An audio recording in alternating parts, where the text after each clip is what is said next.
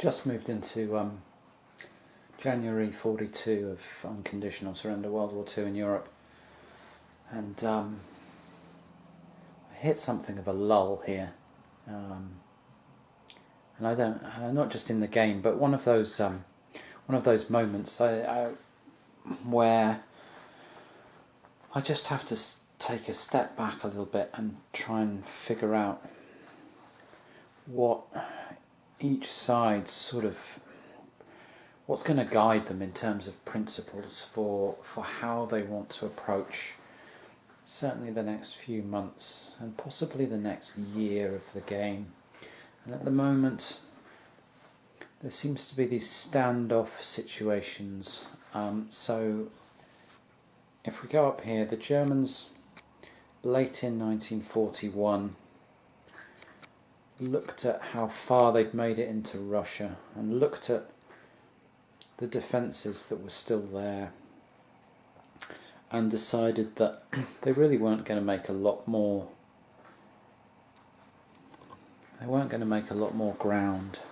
They weren't going to cause really many more casualties which would sap national will. They probably weren't going to make it to any more factories, and that they'd got to where they were with no casualties whatsoever.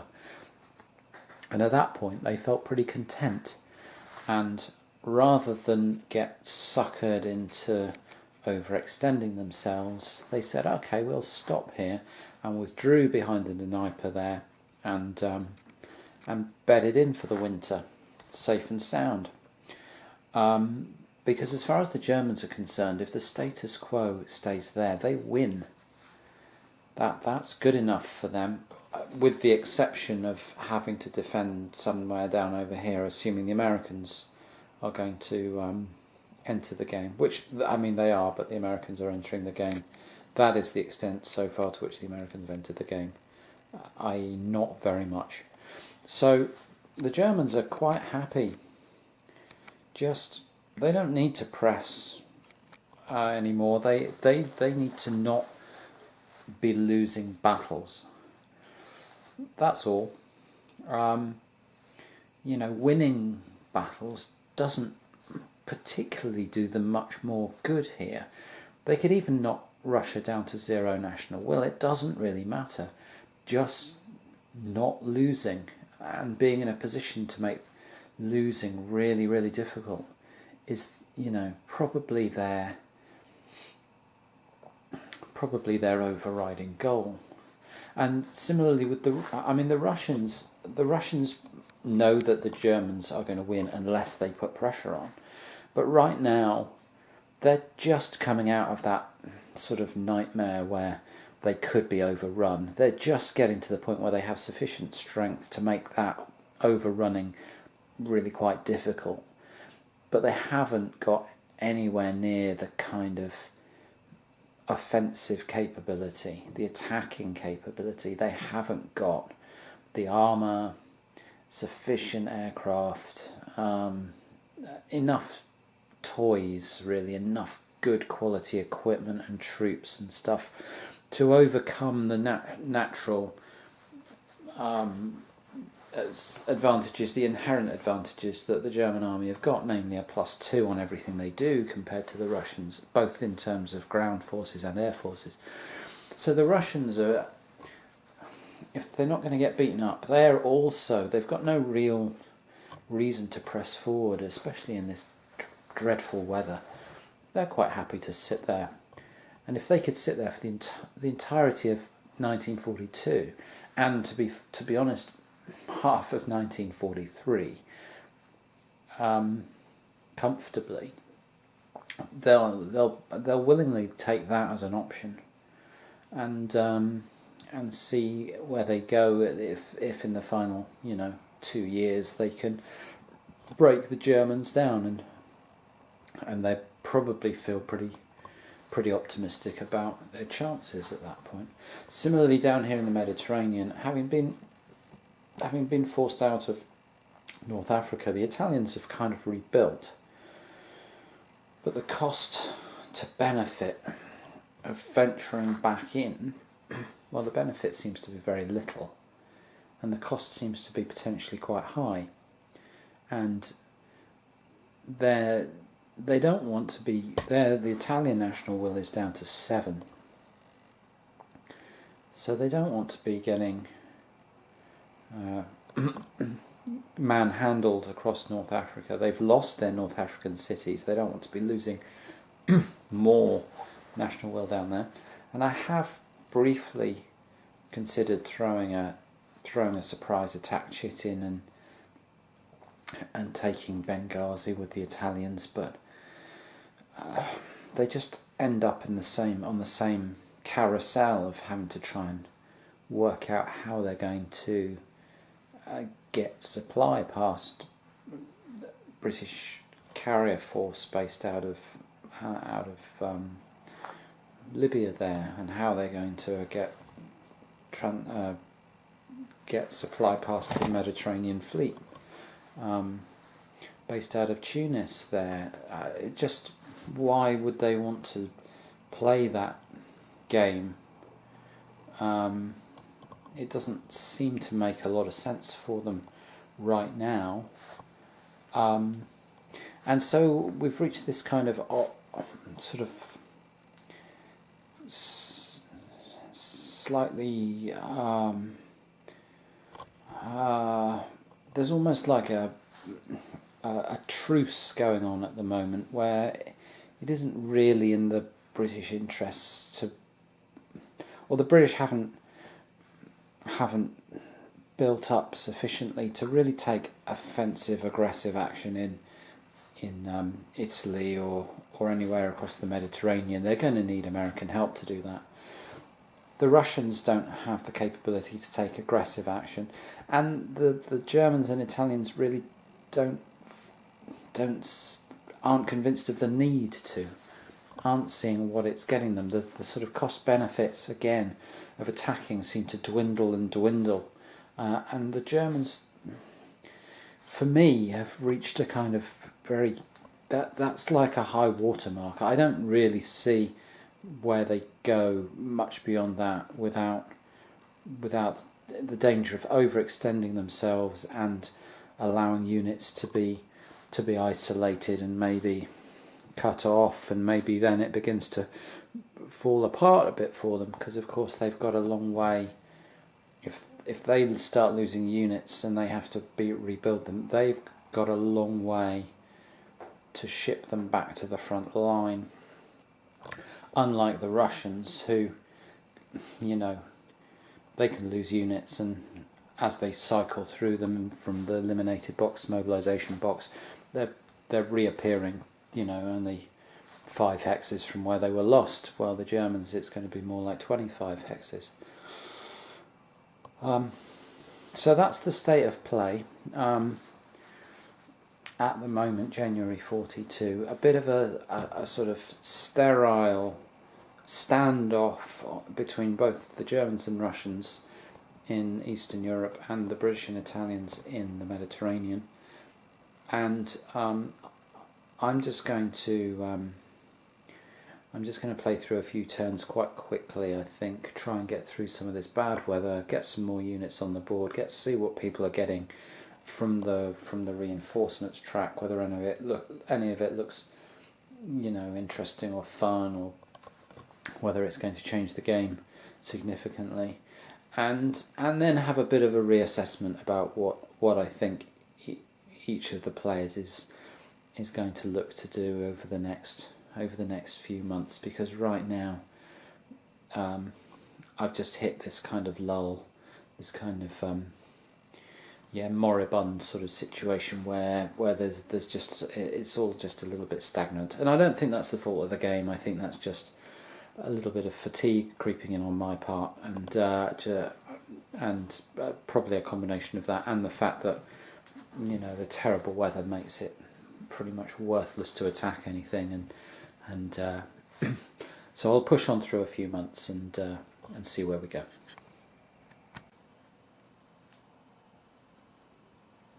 Just going into the beginning the operations phase in February 42 in Unconditional Surrender, World War II in Europe. And as you can see here, the Italians have finally returned to North Africa, where they're landing at Benghazi.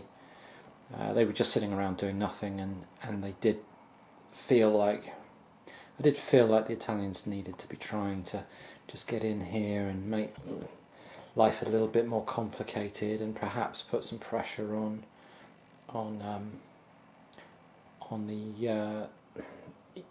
the western side of Egypt, if possible, because this area up over here is where the English are locked in a sort of deadlock with the Turks, and the Italians figured if they could get in here and pressure this side, that would be good. Unfortunately for them, they went in. They came in January, and the reason I did that is because the weather was very bad, which made any intercept attempts by the British fleet, carrier fleets here, meant that was going to be very difficult, and indeed it was, and the Italians made it across. But I also thought there's likely to be 3 or 4 months of poor weather, so the Italians are probably not going to struggle for supply, and they might be able to build up a little bit of a presence there before the British start being able to prank and cut their supply again. We come into February and I immediately roll for a 1 for the weather in the Mediterranean, and it is good weather all across the Mediterranean. So that supply line is likely to be under threat. However, I think the Italians can march straight down the road, and there's no ground forces in accompanying this fleet in I can't remember where that is. Hold on. Yeah, Tobruk. So I think the Italians are going to march down that road and take Tobruk again, and that will force a rebase of the British fleet somewhere up over here where there's space for them, because there's convoys in a lot of these ports over here. I think the British fleet may end up basing itself out of Cyprus or possibly Haifa. Yeah, more likely to be Cyprus, I guess. So that will then free up this fleet and convoys not to be intercepted until the British rebase a little while later, probably back over to Malta. Anyway, it's going to be fun and games again in the Mediterranean as the Italians seek to re-establish a foothold. And this is happening at a time when the Eastern Front in for the Germans and Russians there is pretty much stalemated at the moment. No one sees any value in doing much at the moment. The weather's terrible. The Russians are happily dug in, not being attacked, and the Germans are happily dug in, not making terrible low odds attacks. So nothing happening there, but the sparks of something starting to kick off again in the Med. I'm into March 42 in Unconditional Surrender, and hostilities have broken out properly in the Mediterranean yet again. The Italians have now moved navies and armies into both Benghazi here and Tobruk here, and they have combat fleets and convoys and an army in each. British have in response moved their carrier fleet back to Malta to try and start intercepting the supply to the Italians again, but interestingly, the British over here in the Middle East, in Palestine and Transjordan and Egypt, have been using a bunch of convoys, routing them through this Sea Zone 26 and the Suez Canal and into 31 and into these sort of off-map boxes to trace supply. And now the Italians have got a fleet based in Tobruk. I hope that's legal. Yes, it is. It's a port. Thank God for that. That means that they now have a fleet which is capable of intercepting this Sea Zone 26, which means we've got quite an interesting game of sort of interlocking cat and mouse, where the Italians can attempt to intercept quite a lot of British supply, and yet need that fleet to protect their own convoy to trace supply for their armies back to Italy. And similarly, the British have the home fleet there, which sailed round, which has swapped places with the Mediterranean fleet, which is back in England. So they have the home fleet there, which can try and intercept across into Sea Zone 25, and they also have, obviously, the carrier fleet, which can try and intercept Sea Zone 24. But the British also need the home fleet there, trying to protect a convoy which is beneath it, to protect their supply routes. And then there's some undefended convoys here, one convoy there, and there's one in Alexandria. The one in Suez there, there's an American convoy in there which doesn't really need protecting because it's only going into 31, which can't be intercepted, and then out into map boxes. But anyway, there's this quite interesting game where both sides have fleets which need to be acting both in an attacking and a defensive capacity, and it's really murky and unclear as to how the best way to play that is for either side. In the land war, obviously the Italians have taken Tobruk and Benghazi. They're facing French garrison.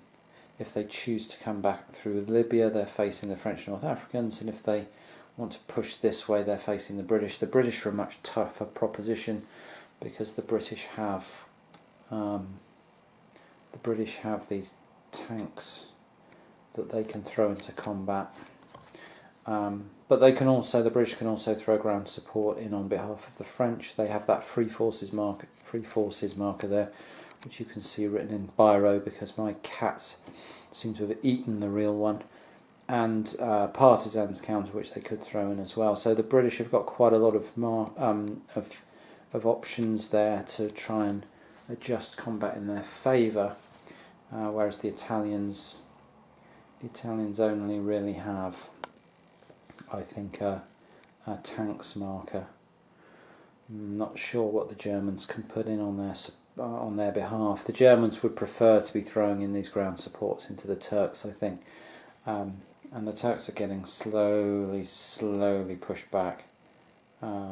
If I can find where we are. Here we are. So yeah, you can see the Turks have been pushed back there, been pushed back out of Jerusalem and Haifa, and they've been pushed back another hex across the desert, just slowly forced to retreat, and they're now in Damascus and Beirut. And it's all because the British can throw in those tanks markers, and also because those two British units have 10 movement points and so can attack and attack and attack, and keep pressing a little bit more than the foot units of the Turks. So they just get a few more options to make rolls. They've got the odd +1, the odd +2 from tanks, and they can just slowly ease them back through the desert. It's not spectacular. They are grinding, but they're regaining ground and have recaptured the factory at Jerusalem, which is putting their production back up towards something good, decent as well. Just moving into where are we? June 1942. That's it. And what have we got? I can't quite remember. I'm just picking this back up. I've had a couple of days not being able to play, and so things have been quite slow, and I'm just trying to get back a little bit of momentum. And I'm away most of the weekend, so just getting a few turns done. So what can I tell you? The Italians had ventured back into North Africa, and unfortunately for them, well, it's gone really, really poorly for them again. You can see down here, they've taken the city back, but you can see already an Italian unit's out of supply. Now they came back across the Mediterranean with these two fleets and two convoys to provide supply and two armies, and they dropped into Benghazi and Tobruk here, thinking that they'd get a few months of poor weather when the British fleets might struggled to intercept supplies coming across the Mediterranean, and they've just had the worst luck with the weather rolls. The weather has just been fine and clear and sunny all across the Mediterranean every month, and that has allowed the British fleets. There's the home fleet you can see there in whatever that is. It's not Alexandria. It's Port. I can't remember the name of the place. Port Said. That's it. And that can intercept out into 26 and 25, and then you've got the British carrier force out in Malta that can attack out into 22 and 24, and that's this whole stretch of the Mediterranean covered, and it's in clear sunny weather, and the British have just been pounding on these Italian fleets, and they've just last turn reached the point where they had no sorties left. And this turn, in terms of trying to get supply back across the Mediterranean, is just looking really grim. The only plus for the Italians is that the weather's just dropped. Strangely for June, the weather has just dropped into poor in the Mediterranean, so they have an outside chance, even with very few sorties available, and these fleets in really bad shape. They have an outside chance of sneaking convoys past in the poor weather. So we'll have to see how that goes for them. And on the flip side, the weather has just cleared up massively in Russia, having been poor for quite some time. And I think we're about to see a big German push to try and smash through that Russian line. And the Russians had retreated. Throughout the winter, the Germans retreated behind the Dnieper River line here. This river line that flows up through there, and then they retreated right up along that line up here, and they've pushed forward again, and having pushed forward right into the Russians are rather regretting not occupying some of that ground that the Germans had given up and just making it take an extra turn to attack into them, because that could have been quite valuable.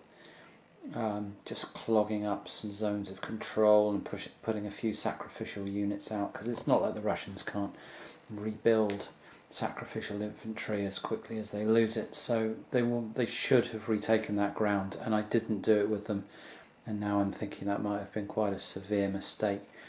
But we'll see how much it costs the Russians. On the plus side, over on the reinforcement schedule, the Russians have just had their first armour units show up here, and that is going to make them a much more serious proposition when that comes into play. They'll try and save the money to build all of that. That's only 6 production to build that, but it'll come on reduced, so they'll want to build it well out of the way, and then get it up to full strength, and then get it into the front lines. So they're a couple of months away from seeing those 3 units there pile in their defence, and that will significantly change, I think, the balance of power on the Eastern Front, because suddenly the Russians with a tank, with tanks and with half a chance of air superiority, will suddenly be able to go toe to toe with most of these German units on an equal footing, and where they choose to, and that will make things really quite interesting. So we'll have to see what happens, but I'm really looking forward to getting through a few turns of this again, and seeing where we go.